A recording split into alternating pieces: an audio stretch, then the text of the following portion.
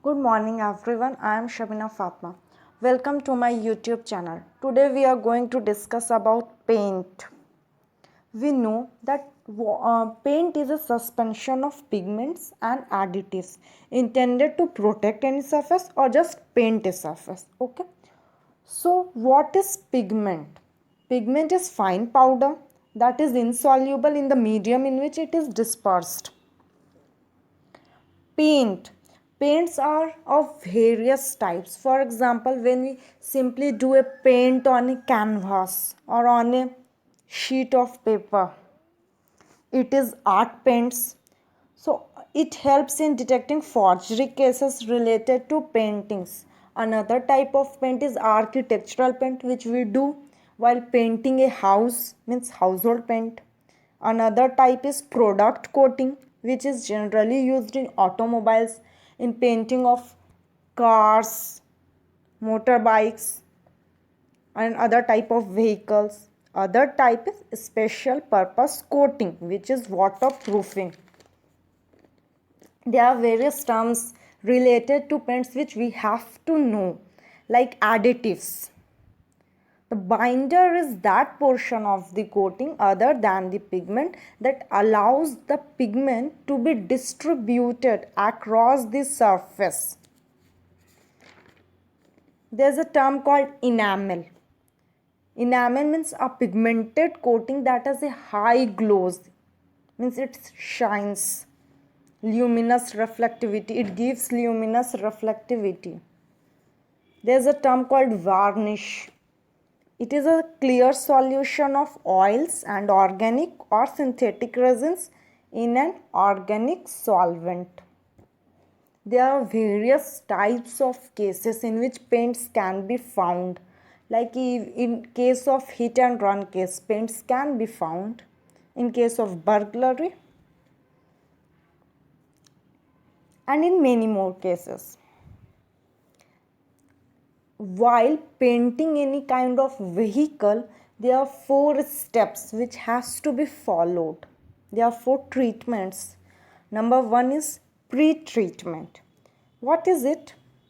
In this procedure, zinc electroplating is applied to the steel body of the vehicle in order to inhibit the rust. Then keep washed with detergent, rinsed and then treated again. Second coating is primer. Primer is epoxy resin. So the color of the primer should be matched with the color of the vehicle. Means the final vehicle color should be matched with the color of the primer to minimize contrast. There is third coat. Third coating applied to the vehicle can be single color, layered coating, multicolor layered coating, or metallic layered coating. Metallic or pearlescent coatings have small amounts of metal or mica flakes to provide a shimmering change in color effect. And the final coating applied to the vehicle is a clear coat, which is applied to increase the durability of the collection of paint is also very important. Whenever we go to any crime scene and if there are paint evidence available, so first of all, paint evidence should be photographed. You can collect the paint evidence with the help of various types of tools like plastic forceps. You can use wooden sticks, toothpaste. If tape lifts are used, the paint should be collected first because of their fragility. Flakes of paint can be removed from a surface in a variety of ways. One can cut the paint surface with a sharp knife, or one can lift it with the help of a forceps, or lifting out loose flakes, and one can dislodge the lifting paint can be dislodged by gently bumping the opposite side of the painted surface. These are some of the methods. collection methods. Whenever a painted object collides with other object, it can transfer paint in the form of smears or in the form of flakes or in any kind of form. So the paint evidence can be collected in druggist fold or glass container or paper envelope or plastic vials. You can use it according to its size. Paint smears sometimes embedded in clothes, sometimes attached to clothes. Then the whole article should be packaged and sent to the laboratory for its further analysis. When paint evidence is with you, with the IO, there are various interpretations one can find out from it, like the number of layers it has. The paint has layers, so one can interpret its layers, the sequence of that layers, color of each layer, cross transfer of paint between items. Sometimes the paint is transferred between two items, so the cross transfer is there. There are various tests which are done, like solvent and microchemical tests. These tests are done to discriminate between paint layers which are otherwise look similar, but they are not similar in the real sense. When a chemical is applied, the paint chip or layers soften or wrinkle, swell or curl. Entire layers may dissolve and pigment fillers may bubble or fizz. This reaction is known as flocculation. As I told you earlier that the additives, pigments, these are the elements of paint. So some of the examples of additives are soya oil, mineral spirit, etc. Example of pigments are zinc oxide, ultramarine blue, etc. Whenever there is a paint, one can go for its analysis. One can go for its microscopic analysis. So stereo microscope, polarized microscope can be used. IR spectroscopy, Raman spectroscopy can be done. Pyrolysis gas chromatography can be done. So what is pyrolysis gas chromatography? It is a type of gas chromatography, but it is a destructive technique.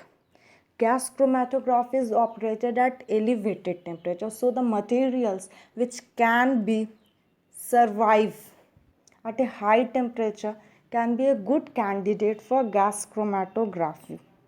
So any substance that is stable at these temperatures and which can be vaporized easily is a good candidate for gas chromatography.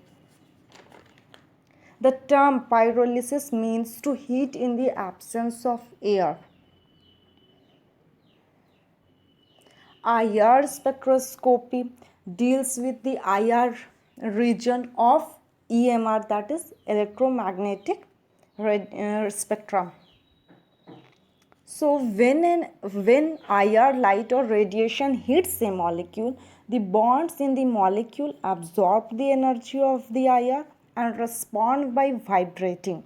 IR spectroscopy, that is infrared spectroscopy, can identify the binders, the pigments, the additives used in paint. And FTIR, that is Fourier transform infrared, it is a modern version of IR. It employs a mathematical formulation. There is another type of spectroscopy, that is Raman spectroscopy, which is based on light scattering. It provides complementary information obtained from the IR spectroscopy. One can go for stereo microscope analysis because it gives the 3D visualization of any evidence. Whenever you use this stereo microscope, one can get the 3D image of that particular evidence, and it gives two separate optical paths with two objective and two eyepieces. This helps to provide slightly different viewing angle to the left and right eyes. One can go for polarizing microscope. It is also known as spectrographic microscope, and it is used for the examination of layer structure as well as comparison and identification of particles present in the paint film. It includes pigments, additives, contaminants, etc. And what is very interesting in it, that it uses polarized light. As the name suggests, polarized light microscope. So it uses polarized light for looking at this specimen. When observing any specimen, it uses polarized light. And polarized light is the one which vibrates only in one plane. There is an instrument called microspectrophotometer. It has been used to characterize and differentiate between two similar paints or two similar objects which look similar but they are not similar. One can also go for scanning electron microscope. It can be used to characterize the structure and elemental composition of paint layers. And scanning electron microscope uses electron beam.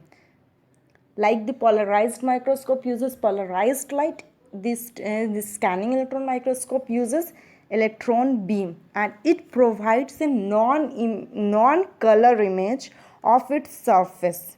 The primary reason for analyzing paint samples with scanning electron microscope is to determine the elemental composition of the paint and its layers. So, scanning electron microscope gives the elemental composition. It gives the elemental composition.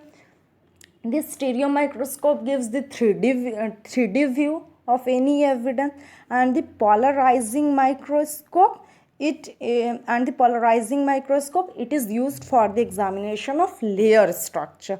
So friends, this is all about paints and also about the techniques which are used for analyzing various types of evidences, because these microscopes can be used for analyzing other evidences also, like fibers, soil, and many other things. So friends, if you like the video, then please do share, comment, subscribe my channel. Okay, thank you. Jai Hind.